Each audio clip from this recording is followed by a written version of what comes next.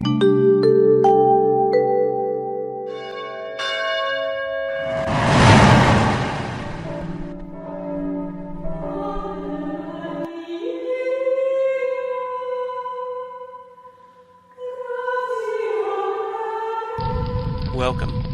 I'm Sebastian Mahfood, and you're listening to WCAT Radio, the on-air wing of En Route Books and Media, bringing you the dulcet sounds of Catholic wisdom.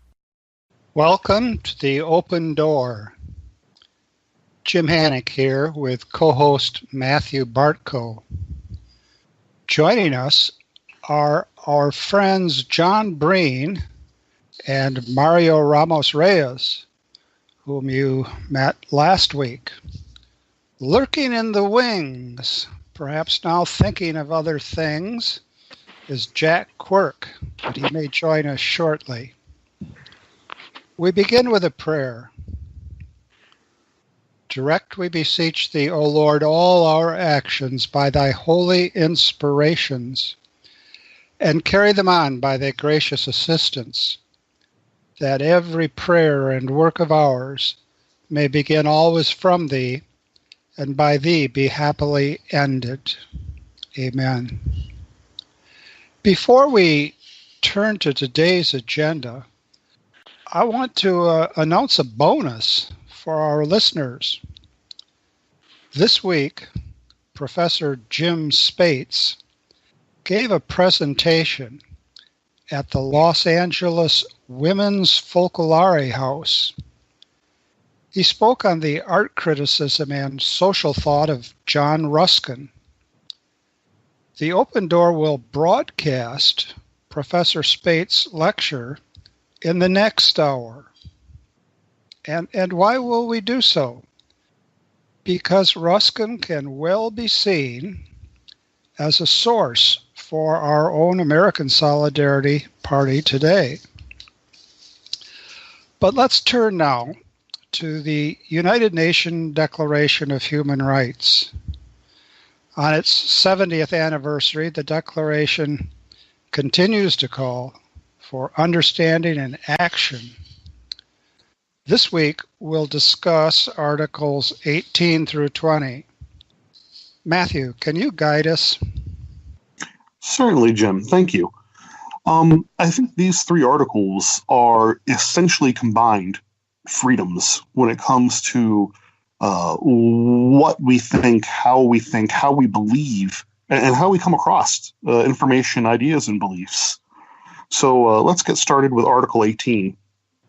It reads, "Everyone has the right to freedom of thought, conscience, and religion. This right includes freedom to change his religion or belief, and freedom, either alone or in community with others, and in public or private, to manifest his religion or belief in teaching, practice, worship, and observance." I think one of the first things that comes to mind when seeing such a bold statement as to our freedom of thought, belief, religion, and the exercise thereof is, what is a religion? What exactly are we talking about here?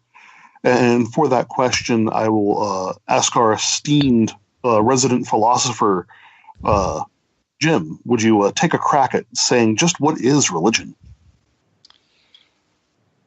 I think a starter here would be a little bit of word history.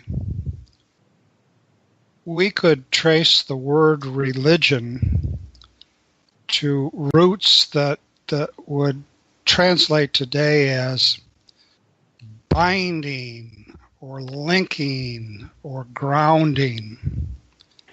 I think grounding maybe works best. We could speak of religion as the ultimate ground of how we see the world around us, the ultimate source of how we see the world around us. And if we understand religion in that light, we understand how fundamental it is. I'm always struck by the first demand that the people of Israel made of the Pharaoh. They had a number of demands, but the first demand was that they be able to worship the Lord their God according to their conscience. This was the first command that they presented to the Pharaoh. Thank you, Jim. And as we are examining these concepts of worship, teaching, practice, and observance of the religion and of the freedom thereof, I could see a contrarian, as I am sometimes accused of being, asking what limits there might be to that. So from the perspective of the UN Declaration, is this unbridled, unlimited right, or is there any constraint put on this freedom to worship as their religion dictates? Well, Matthew, as you pointed out, when we first began this series, we ought to think of everything in the Declaration with respect to what Article 30 says. Now, strictly speaking, we're only up to Article 18, but way back in the day, and we've taken our time, we've been very careful in working through the articles. Way back in the day, you said all of this is in the context of Article 30. And Article 30 reads, "Nothing in this declaration may be interpreted as implying for any state, group, or person any right to engage in any activity or to perform any act aimed at the destruction of any of the rights and freedoms set forth herein." If ever we're to make any sense at all, we have to speak coherently and consistently. And if we're to make any sense at all of any of the articles, we have to understand that the articles aren't to be understood as at odds one with another. There is in classical thought a parallel for all of this.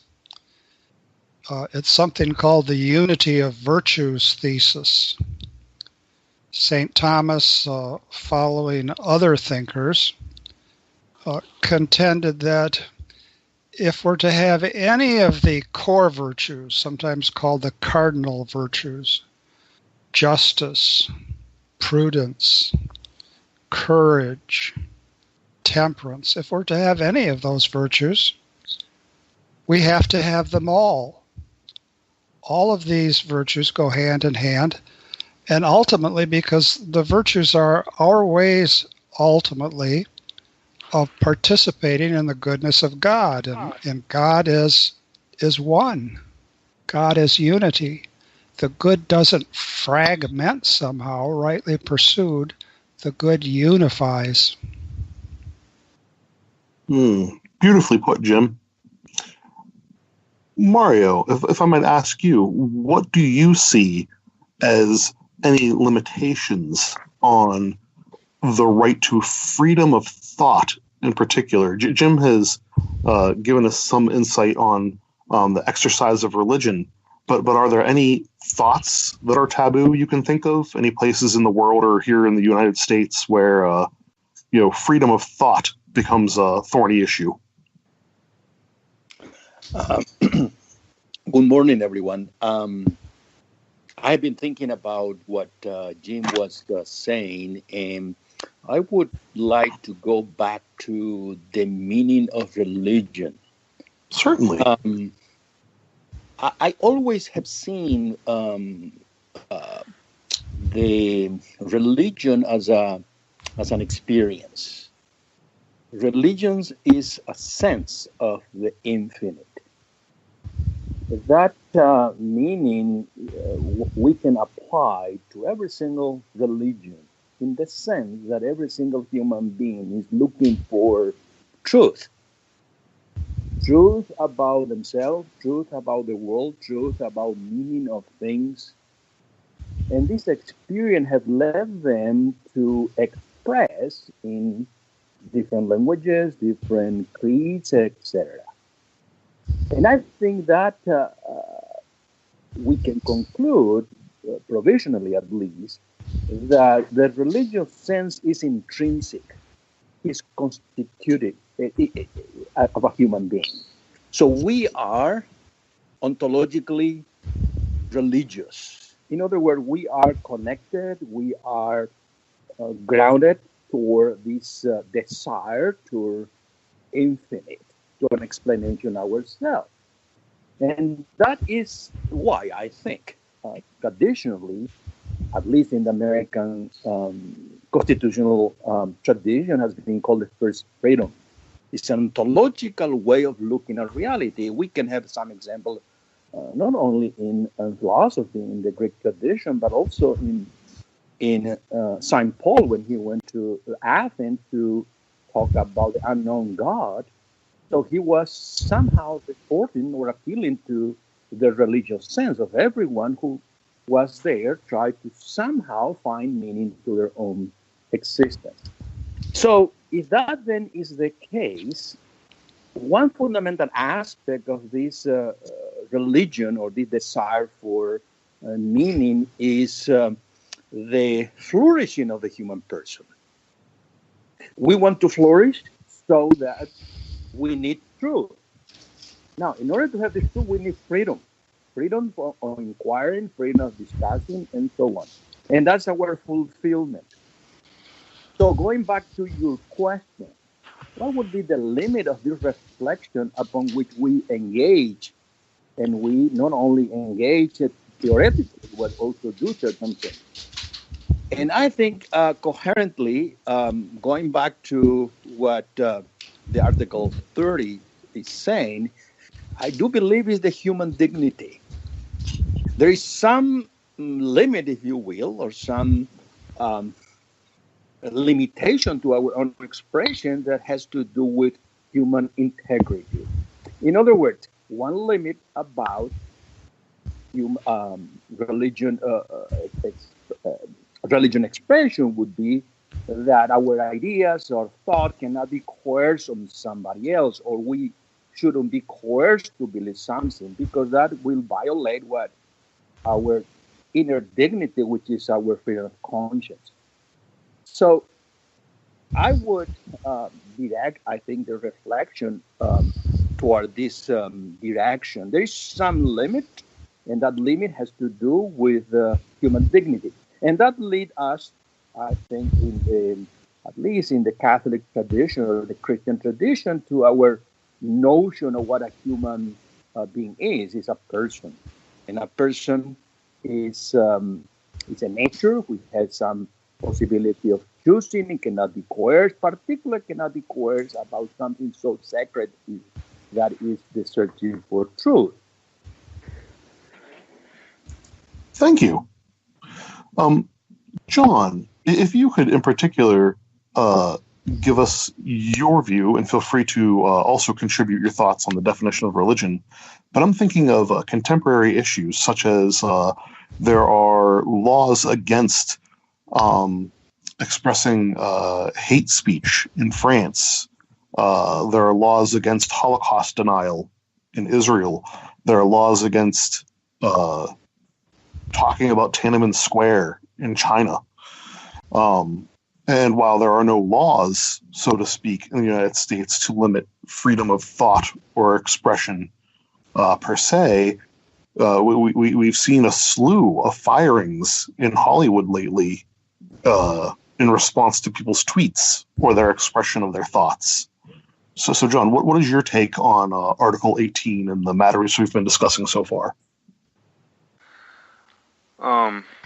As far as the freedom of thought, that's it's a universal right there. but the main clicker is a freedom of expression, and I'm still formulating my thoughts on the matter. But I do agree that people are being taken literally at their word, thanks to the advancement of technology. When you were mentioning the whole Twitter thing, where people are getting slammed online as well as in person for the things that they say on Twitter. It's kind of hard to say something universal because there's so many interpretations, and a lot of it depends on culture as well as politics. So on that matter, I think it's kind of difficult to discuss it on a universal basis. But for our purposes here, in regards to the freedom of thought, though, I'm sorry, I'm losing my mind here. I'm just talking in circles here. I'm sorry. Just to go back to Article 18, though, the thing that struck out at me was the definition of religion, and also the freedom to change one's religion or belief.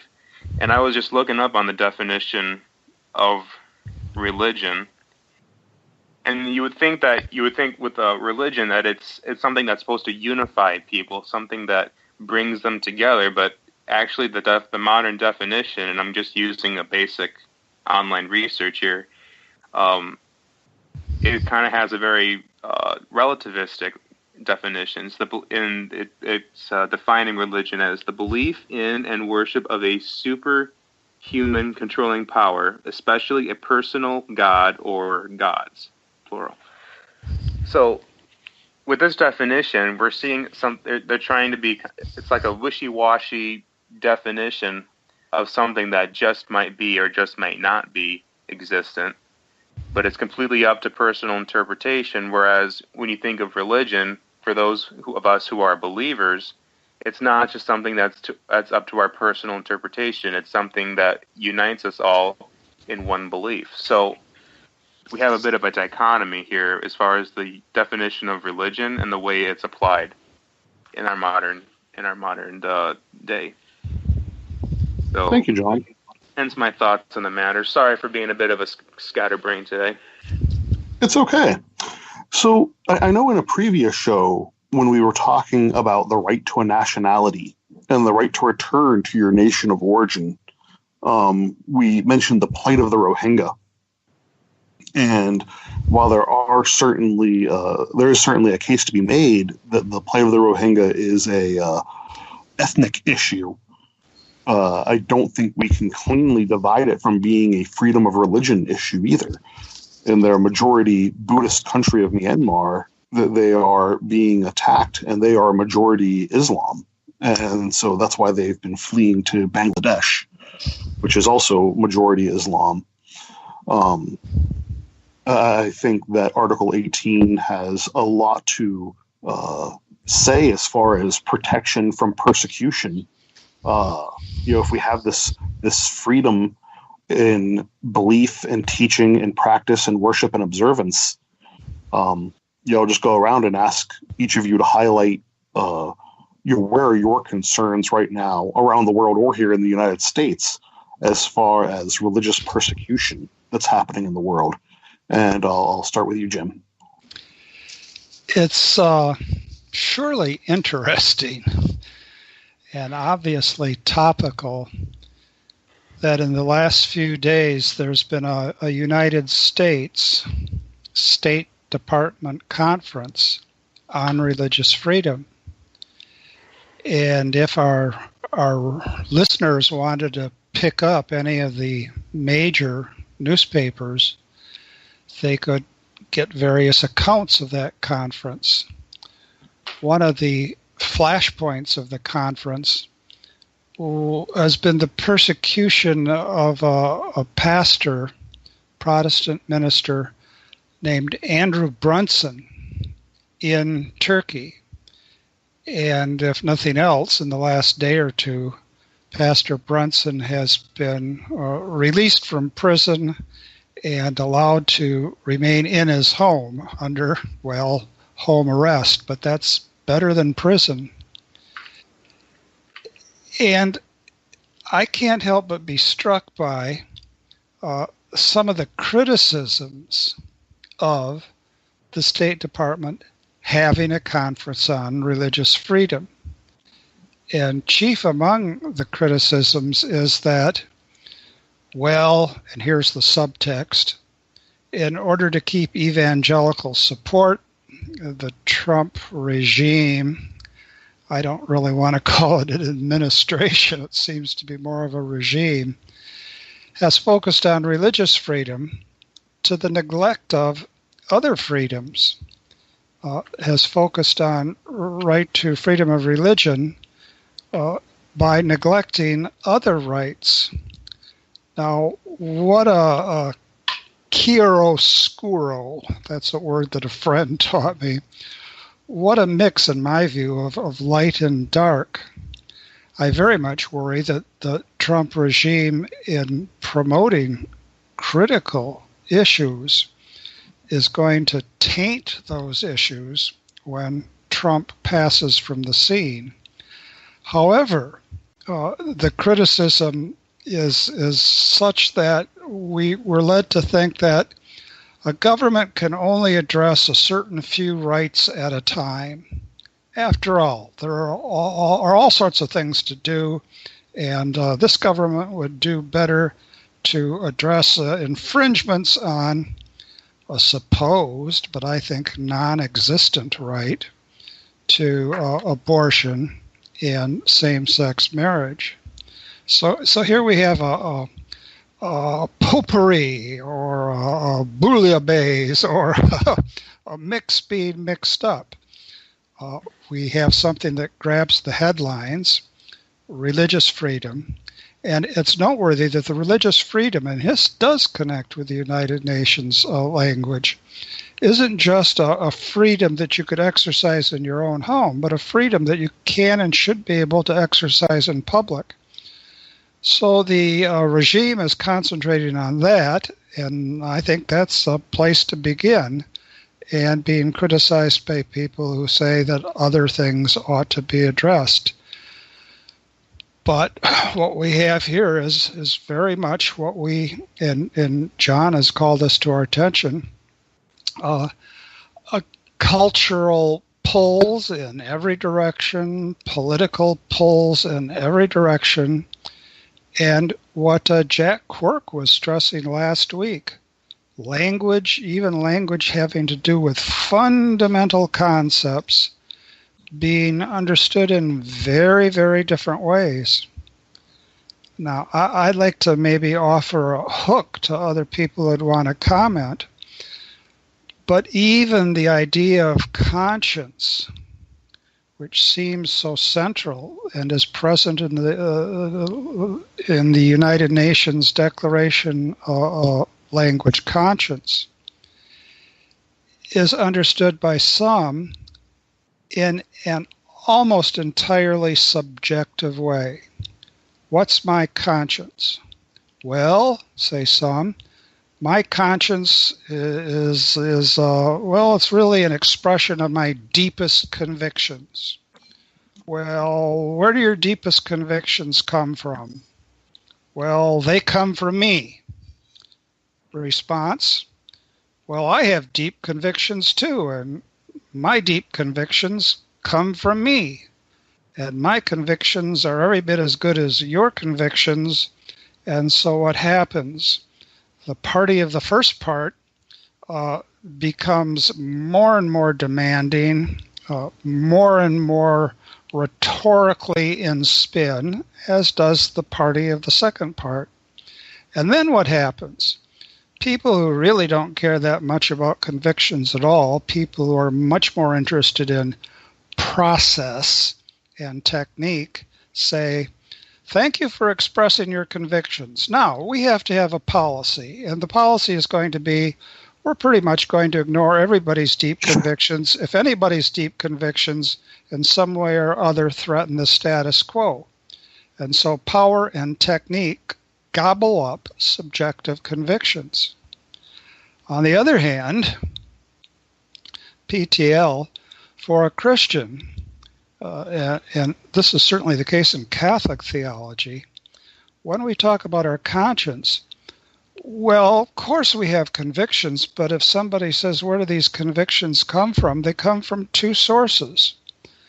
The first, and it's more on the surface source, comes from our last best exercise of practical reason. What does that mean? It comes from our very best effort to think straight about what's to be done. And so if somebody says, well, we all have to sacrifice our convictions at some point in order to keep the boat afloat, what that person is saying is at some point you're going to have to sacrifice your own best efforts to think straight about what ought to be done, which is to say at some point you have to give up your moral reason. Now, somebody like Aristotle would say, no, there's no point like that whatsoever. But a Christian would say more. Not only is conscience our last best exercise of practical reason, our attempt to think straight about what to do, praxis, what to do, but conscience is also, in a fundamental sense, in a fundamental way, the vicar of God.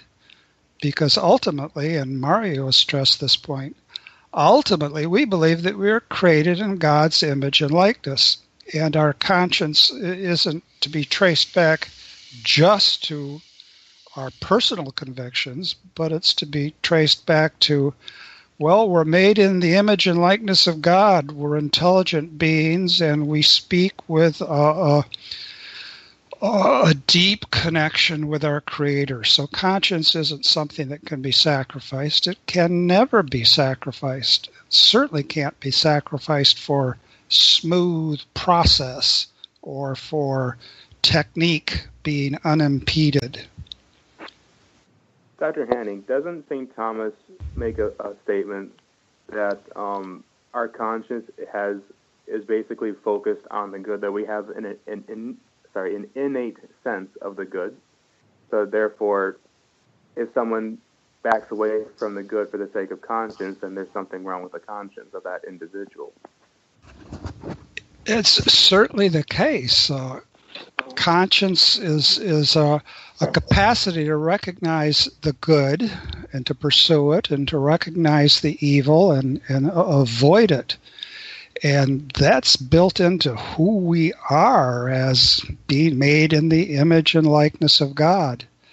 Now, all of this means, of course, that we must do everything we can to form our conscience. We can't take our conscience from an opinion poll. We can't take our conscience from what we feel comfortable with at a given point. And insofar as society is more and more superficial, more and more involved in manufacturing of consumer goods, more and more concerned with everyone's being comfortable, the less and less we're able to talk about the real grounds of conscience, the real grounds of religious commitment. And what happens is everything becomes privatized. Well, your conscience, I'm sure you feel that way, and we respect your feeling that way. Now, getting back to business. Or, yes, this is a wonderful religious tradition, and you have deep sentimental attraction to it. But now, getting back to business. And that's the constant refrain. Thank you. I want to give Mario a chance to chime in here. Yes. I think for me it has been very helpful to make a comparison between two views of conscience, which is at least one of them is, I think, very influential today when you talk to students, you talk to people.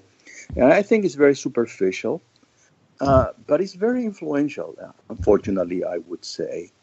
And it's that the view of John Stuart Mill, the harm principle. This Friedrich philosopher saw conscience as the expression of self-will. So there is nothing that should prevent me from doing what I wish, based upon, according to him, certain utility, even though sometimes this sense of consequentialism that he sponsors is not very coherent. But nevertheless, that is precisely what is out there when someone or asks about what he or she think about something and say, well, it's according to my conscience. But conscience is immediately understood as something useful to that person, regardless of the goodness of that act. Nothing is widespread, and the idea, I think, also behind this is the assumption that we are, quote, progressive beings. We progress toward a better future, so that freedom must be led to people so that they can compete, and ultimately the utopian world will be done, will be set for everyone. I think it's a very naive view of the human nature, the human anthropology, but it's widespread. And I would compare and contrast this view to the one sponsored by another British theologian or philosopher, you want to call him, Henry Newman, Cardinal Newman. For him, yes, there is a conscience, there is an awareness about what I want to choose, what I want to believe, but at the same time, because the notion of the person Newman was a Christian one, he didn't see human being at this sense of a progressive being rather than a fallen being.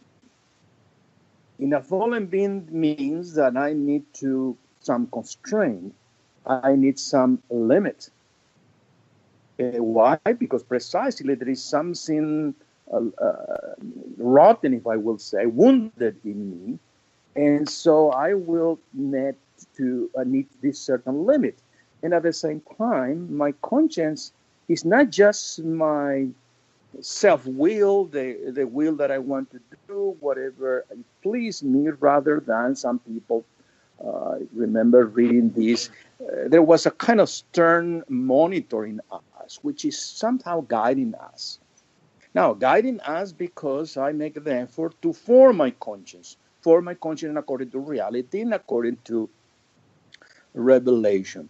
In other words, if you compare both, in Stuart Mill's view of conscience, this is a priority of right. I have the right to exercise my conscience. But I see more in Newman the priority of the good of the person who understands who he is, how he is aware of his own dignity. The dignity is given by the Creator, is created in the image of God. And so it's a completely different conception of conscience. Now, how spread this view of human conception of conscience is out there? Yes, I think it's very limited, unfortunately. But I think had shown me for many years how far we are sometimes from this more responsible view of conscience. I know that the American Solidarity Party, with their social media through their Facebook page, shared an article highlighting the question, did you know teachers can discuss religion with students under many conditions, from an organization called First Liberty? And it seemed to have a very Christian bent specifically, but this goes back to touching upon the freedoms that we're talking about. And I do just want to read in Articles 19 and 20 quickly, because they're becoming very relevant as we're talking about conscience, and in particular the expression of the conscience. 19 reads, "Everyone has the right to freedom of opinion and expression. This right includes the freedom to hold opinions without interference, and to seek, receive, and impart information and ideas through any media and regardless of frontiers. Article 20 says, in one part, everyone has the right to freedom of peaceful assembly and association. And the second part, no one may be compelled to belong to an association. So I think that as we're talking about these issues of religion and conscience, and in particular when it comes to observance, I believe that it is one of the dictates of my faith. I grew up in the Baptist church, to proselytize, to share the good news of God making peace with man and how you can join in that peace. But I know that there are several countries, for example, Israel, where it is against the law for a person such as myself to proselytize to a Jewish person. And I know that the interpretation of the First Amendment in this country has led to many of our civil servants feeling as if there is no safe way for them to share their faith, including our teachers, with their students. And I would suspect that the main limit on that would be not crossing that line into making it seem as if anyone would be compelled to belong to the association or compelled to change their thought. I think that we have to be careful not to use official, civil, and secular authorities to incentivize certain religions over others, especially in this country. But I think that we do have freedom of religion via our First Amendment, which is then reaffirmed in this UN declaration. And so I'm interested to hear the thoughts of my co-hosts and our esteemed guests as far as where can our civil servants and around the world, where are these ideas, where do they need work? What governments and in what ways can we as listeners or participants on this show be involved in the work of promoting these freedoms of opinion, of thought, of religion, both in expression, observance, worship, practice, by peacefully assembling and seeking to give out as well as receive this information through a variety of media. I'm going to let John Breen go first on this cue. I think as far as the freedom of religion, like amongst our civil servants, I would say that there's still very much a living fiber of religious sentiment within our civil servants. My dad is a civil servant as a police officer, and basically I've attended a few police functions here and there, and even a few couple with our firefighters as well, that they still make reference to God. And it's kind of in concert, it's consistent with the belief that we are a Judeo-Christian nation, that our nation was founded upon Judeo-Christian principles. Even though the founding fathers they were careful to avoid naming a specific religion, but they try to be exclusive of everything else. It doesn't change the fact that our nation was founded upon Judeo-Christian principles. So, and a lot of the anti-religious sentiment that we see and also perceive from others is a radical interpretation of the separation between church and state. And separation of church and state they try to say that it's part of the law, part of the Constitution, but actually it wasn't any of that. It was mentioned in a letter by Thomas Jefferson in a completely different context. And that context being that the nation does not have a sole exclusive religion pertaining to the nation. It's not necessarily a religious state, kind of like in the state of Israel, where that's a professedly Jewish state. Here we don't have a state religion, but rather we keep it open so that people can follow the religion in the guidelines of U.S. law and that way we can all still live peacefully despite our differences. So the separation between church and state was that the state does not influence church teachings of what goes on in the church, but also it was basically to say that we're not declaring a state religion. So that's kind of my thoughts on the matter. I think we could have a whole show or series of shows dedicated to debating whether the country was founded on Judeo-Christian roots or rather more philosophically deist roots. But just to clarify for our guests and listeners, the First Amendment, which actually is in the Constitution as opposed to the idea of separation of church and state, which was from a letter, reads, "Congress shall make no law respecting an establishment of religion or prohibiting the free exercise thereof, or abridging the freedom of speech or of the press or of the right of the people to peaceably assemble and petition the government for a redress of grievances," which I think in our Constitution lines up perfectly with these articles of the United Nations Declaration of Universal Human Rights. Mario, I wanted you to have an opportunity to respond to John and to continue your thoughts here.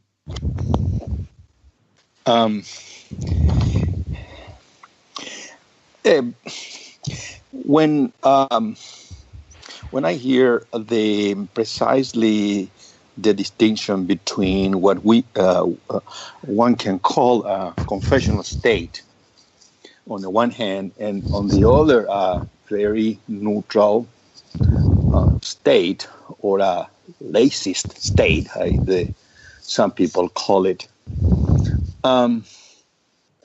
In the Christian tradition, there is what we may call a third position, a third way of looking at the state, which is not either or. It is what some theologians, and I think Ratzinger is one of them, call healthy laicism. In other words, there is no official church. That's true, there is no confessional state.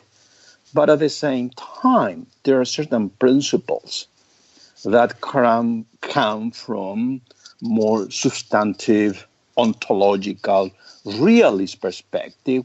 We claim that we have the right to express our religious sense. And I'm going to insist on that point. And if you reread carefully the Constitution of the Second Vatican Council on Nostra Aetate, on different perspective on religion and ecumenism, you will find there that this distinction, which has been very useful, I think, or has been very useful for me. One thing is the expression, the desire, the search for the infinite, which is intrinsically in every one of us, and any constitutional order must protect that. Doesn't mean that this desire, this search is already a structured religion. Doesn't mean that this way of understanding is already a creed. The creed will come with what the individual have to do when the answer to this desire is given. In other words, going back to my own faith, that I said, do I have the religious sense? Yes, I do, because I ask fundamental question about my life. That doesn't mean that my religious sense is my faith already. My faith will answer that. And that answer I need to explore in freedom. Not only myself want to explore in freedom, I want everyone to explore in freedom. John Paul II said this very well. He said, we propose the answer to our religious sense, not impose. And I still remember vividly in 1988, almost 30 years ago, When I was still living in my home country, in Paraguay, a small country in South America, which at that point was suffering 30 or 40 years of dictatorship. Dictatorship means just one ruler and one cabinet and very brutal dictatorship. And John Paul II visited the country. And that was very providential. And he made a speech that anyone can look at Google it and read it, which is a marvelous piece, where he precisely stated that truth in the sense he said, we cannot reduce freedom of religion, freedom of finding the truth to our conscience, but also in our public life. Not only that, but the way by which we propose in public life not be coerced by the arm of the state. Ironically, at that point, Paraguay was a confessional state, even though it was a dictatorship. So everything, I think, was confused because what was missing there is that human beings have right, even right to be wrong. And I think this view, at least in my own experience, very liberating because we are protected to express our religious sense. The answer to that expression may vary from one individual to another because ultimately we have different creeds. So yes, there is a limit, and the state must establish the limit. What is the burden of those limits, how measured depend on the constitutional system or the system of laws. Imagine just one point, final point, how the Aztecs celebrated religious sin. Well, human sacrifices. Well, yeah, they were violating what? Human dignity, integrity. They were wrong in that sense. So there is a way of measuring that. So I would think about what you are asking me about these lines. There's always this distinction without separation between religious and the answer we give. And we need to be protecting this desire of looking at the infinite. Even those who may not have an answer ultimately, the agnostic or whatever in our public arena are expressing their views. Thank you.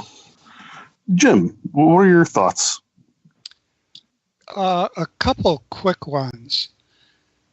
We all, I think, are familiar with this phrase, a chilling effect on free speech.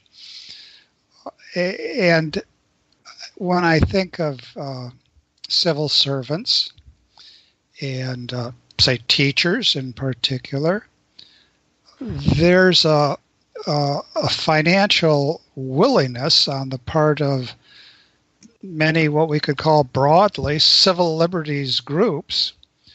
There's a willingness to sue, to bring legal sanctions against expressions of religious faith. And a great many of these efforts succeed. A fair number don't. Pro-lifers had a real victory, as in all victories temporary, but a real victory a couple days ago in Queens, the borough of Queens in New York City. And pro-lifers that engage in free speech in the neighborhood of abortuaries are able to continue that despite legal efforts to prevent them. And it'll continue, but there was a good victory. So I think ordinary people are oftentimes inhibited from saying what they would ordinarily say simply because of this constant legal pressure. Another point is, a reference was made to by you, Matthew, and by John as well, to this idea of wall of separation between church and state.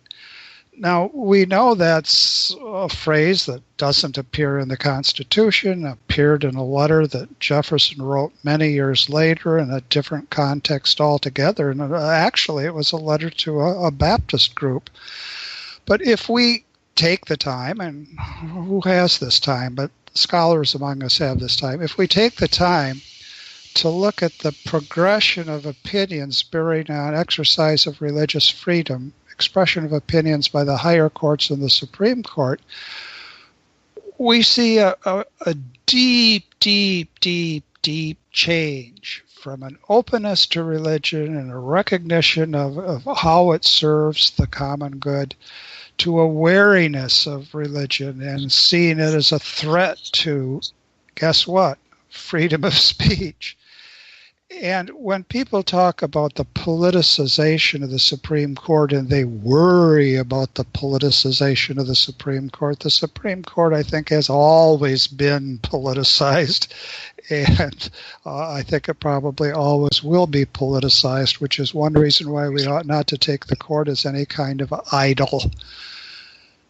Now, a last point I'd like to make, and I need to make this very briefly, is that it occurs to me that our listeners might think we're awfully philosophical today, but it just so happens that one of the most insightful discussions of conscience that I'm aware of, and it's all very ironic, comes from Mark Twain.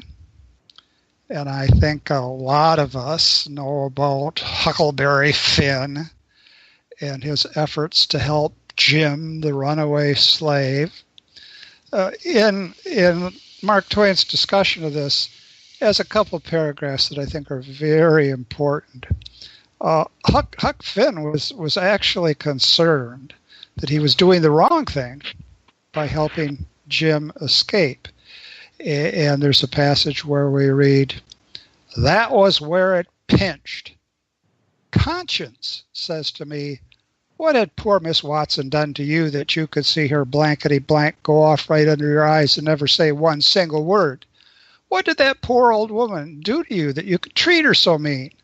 Why, she tried to learn you your book. She tried to learn you your manners. She tried to be good to you in every way. She knowed how. That's what she done." So here we have somebody who's doing the right thing, but is perplexed because his conscience is telling him that he's doing the wrong thing. A couple pages later, we read after the searchers have checked the raft, but Jim has escaped because he's carefully hidden away. We have Huck getting into this reflection again. He says, "They went off and I got aboard the raft, feeling bad and low because I know very well I had done wrong, and I see it warn't no use for me to try to learn to do right. A body that don't get started right when he's little ain't got no show. When the pinch comes, there ain't nothing to back him up and keep him to his work, and so he gets beat." Then I thought a minute and says to myself, hold on. Suppose you done the right thing and give Jim up. Well, today we applaud Huck because he didn't, but Huck says to himself, suppose you done the right thing and give Jim up. Would you felt better than what you do now? No, says I. I'd feel bad. I'd feel just the same way I do now. Well, then, says I, that's the use of you learning to do right. What's the use of you learning to do right when it's troublesome to do right and it ain't no trouble to do wrong and the wages is just the same? I was stuck. I couldn't answer that, so I reckoned I wouldn't bother no more about it. But after this, here's the American view or what? I reckoned I wouldn't bother no more about it, but after this, always do whichever came handiest at the time. So here's a person who's culturally conditioned to think that he's doing the wrong thing. At some deeper level, he realizes he's doing the right thing, but can't express it. And in his frustration, he says, fiddlesticks. I'm just going to do what's ever handiest. And I cite that because so often we find ourselves engaging real issues and we find real difficulties and we give up. Well, we can't give up. Part of the great command to preach is to live the gospel. And there's no giving up. Not allowed. Thank you, Jim. How convicting is that? That, we are inclined to give up and do what is personally expedient, even in light of the command to, or the need to pursue the common good. I believe that this Declaration of Human Rights, and indeed our Constitution, were founded on ideals of people who would be pursuing common good as opposed to personal self-interest. I would take it a step further to say, as far as I've been able to discern personally, our personal self-interests are best served when we live in communities where the community is working as a whole toward the common good. I wanted to put out there, as we only have about 5 minutes left to wrap up, that these 3 articles are so rich, and there's so much going on in the world today that pertains to them. I think we are going to cover them again next week and continue this very good conversation so that none of our listeners will cry thinking that we're cutting it off too soon. I also wanted to give a brief update on the American Solidarity Party. One of our national committee members, Monica Tully-Suller, is currently organizing our campaigns around the country, and she's looking for volunteers. What she needs is people who will look up what the requirements are to run for office in each state and help her fill out little cheat sheets or organizational information cards that we can give to people who are thinking about running for office to let them know things about how to get their state paperwork filed and how to go about getting a bank account opened in their state so they can fundraise, etc. If any of you are interested in doing this amazingly vital work, we do have people who are running for office anyway. We do have, various projects that we're working for in the American Solidarity Party. But one of the things that we really have to do is increase our number of civil servants, increase our number of people who are willing to take up the challenge, undergo the scrutiny, run for office, and make a difference. I think for a lot of our town councils, a lot of our school boards, and even a lot of our county boards, there are a lot of people are more qualified than they think. A lot of these are part-time positions. Some of them are even unpaid. And I think we can all step up and do this work for the common good of running for election, getting elected, and being the voice for the common good in these forms of government. So if you'd like to help either run for office yourself, or even if you just want to volunteer to help gather the information to support the people who are going to run for office with the American Solidarity Party, please reach out to us. You can email admin, just ADIM, at solidarity-party.org. You can use the Contact Us link on the website, which is just solidarity-party.org. Or you can even find us on Facebook and message us on social media to be connected to the right place. We need volunteers in all 50 states. We're looking to run candidates in all 50 states in the coming years, and we would very much so appreciate your assistance. The common good based on common ground through common sense. That's what we're trying to work here for. Jim, if you wouldn't mind closing us out and giving us a prayer to leave on. Thanks, Matthew. This is from today's gospel. Jesus said to his disciples, "Hear the parable of the sower. The seed sown on the path is the one who hears the word of God, hears the word of the kingdom without understanding it. And the evil one comes and steals away what was sown in his heart. The seed sown on rocky ground is the one who hears the word and receives it at once with joy, but he has no root and lasts only for a time. When some tribulation or persecution comes because of the word, he immediately falls away. The seed sown among thorns is the one who hears the word, but then worldly anxiety and the lure of riches choke the word, and it bears no fruit. but the seed sown on rich soil is the one who hears the word and understands it, who indeed bears fruit and yields 100 or 60 or 30-fold. Amen. Reminder, we have John Ruskin coming up in the next hour. Until next Friday, God bless and take care. We hope you enjoyed the program and will join us back for another show on WCAT Radio. This is Sebastian Mahfood. Good day.